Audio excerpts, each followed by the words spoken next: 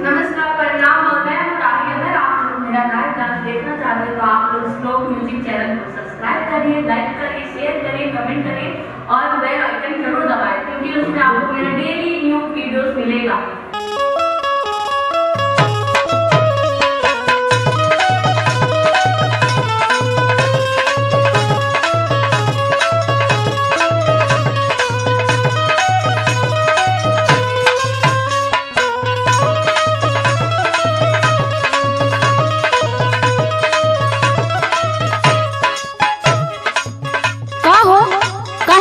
हुआ? अरे तो का बोले कैसन मुँह फुले हुआ का पे? अरे सुबह में से तो भैया के बैठल हम। अच्छा तो तू कहे पे पत गईला तो के काटत हुअन का? तो अकेले के जाए कहता ना। अरे तो का करी, नैहर ना जाई? अरे तो ठंडा कैसे कटी बतावा तो ही। अच्छा तो ये दिक्कत बा। और का सुना सुनावा। जात बानी नैहर हो सैया, सुना जात बानी नैहर हो सैया, सुती हाथ लेके रचैया।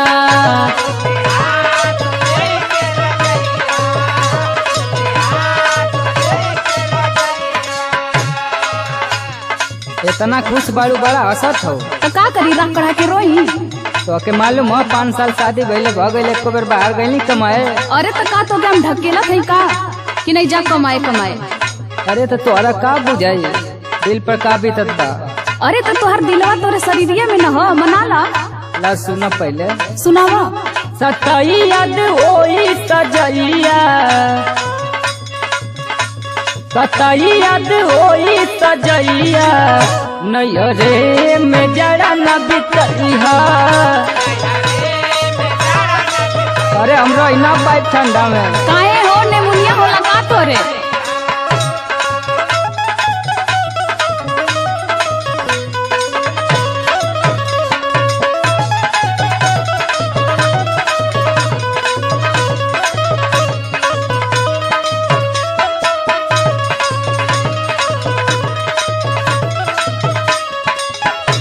अरे तो जाए से पहले ही तू लगला घबराए। घबरा मत, ओकर उपाय बा ना। का उपाय है? हमार बात सुना, उपाय बतावे तनी ना। सुनावा। वीडियो कॉलिंग पर हो दर्द बतैहा, दिलवा के मैनेज को के तू रहिहा।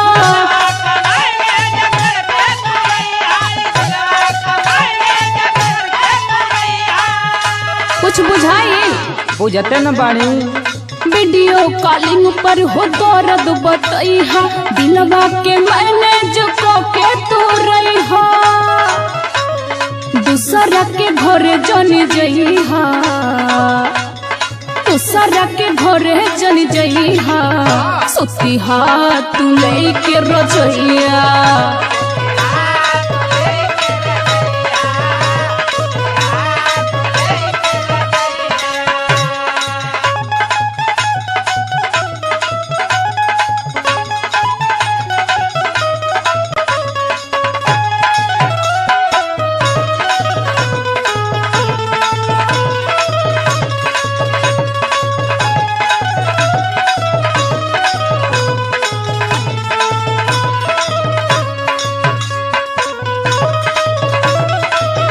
वीडियो कॉलिंग कहत हो। हाँ। वीडियो कॉलिंग से ठंडा कर जाई। अरे कुछ तो राहत मिली। अरे अब की जाड़ा में जब चल जाई बाहर तब बुझाई तोहरा के। ऐसा न मुखई न दे। सुना सुनावा। धनिया गोपलवा के ना तड़पैया, नहीं अपनैये मोलायम रजैया।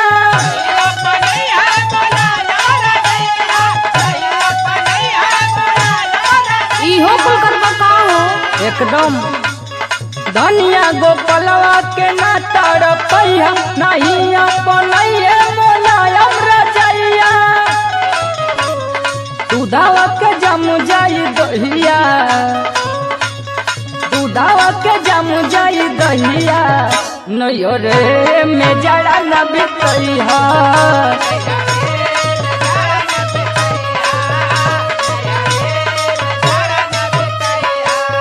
सुती हाथ लेके रजैया, नैहरे में जड़ा न बितैहा।